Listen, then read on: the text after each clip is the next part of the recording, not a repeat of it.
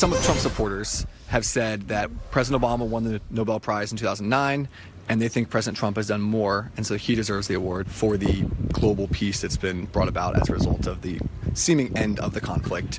Do you think there's any validity to that claim? No.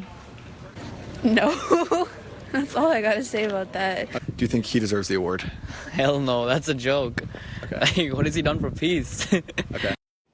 Well, that was Cabot Phillips with Campus Reform interviewing college students about whether the president should get the Nobel Peace Prize. Joining us now, campusreform.org editor-in-chief Lawrence Jones. Lawrence, this is, I guess the more crazy part about this is that these students, adamant that President Trump should not get the Nobel Peace Prize, couldn't say why President Obama did. Yeah, it's not surprising, Charles, that they have this admiration for Obama. That's probably the first president that they were able to vote for.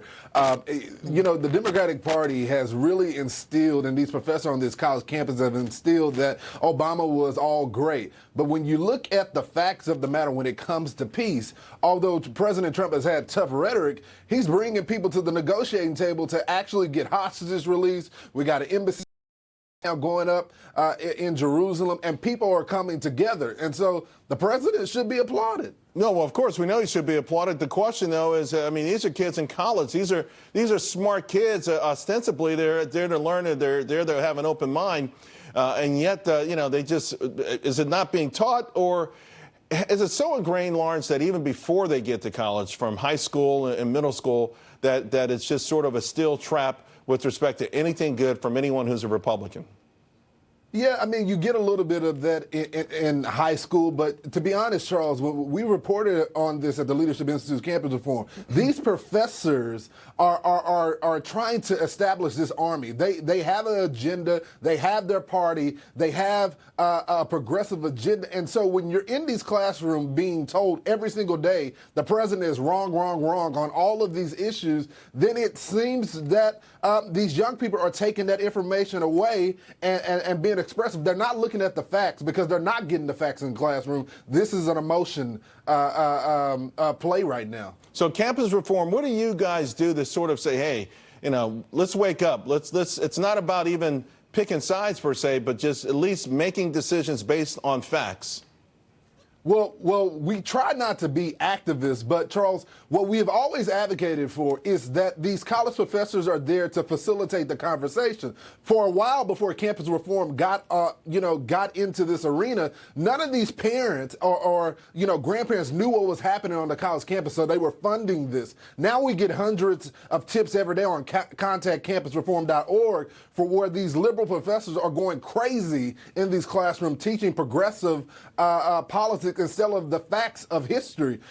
And so now that we're shining light on this, we think that the young people are starting to wake up because their parents are starting to wake up and they're saying, hey, this is really not fact, opinion. One more for you, Lawrence. The President Trump tweeting out a challenge for Congress. Quote, the Senate should get funding done before the August break or not go home. Wall and border security should be included. Also waiting for approval of almost 300 nominations. Worse than history. Democrats are doing everything possible to obstruct all they know how to do. Stay. We talk about meritocracy, we talk about hard work, and people wonder, is there any body out there that works less than the U.S. Senate does?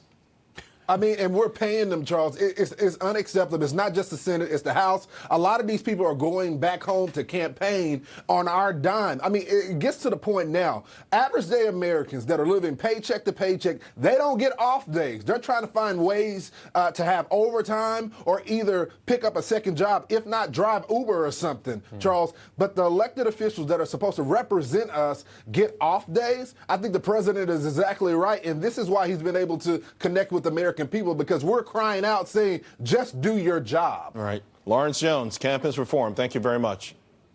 Thanks, Charles. Well, it's a historic moment in Israel. The Jerusalem embassy is open for business. This was years in the making. David Rubin, former mayor of Shiloh, Israel, is going to join us from Jerusalem next.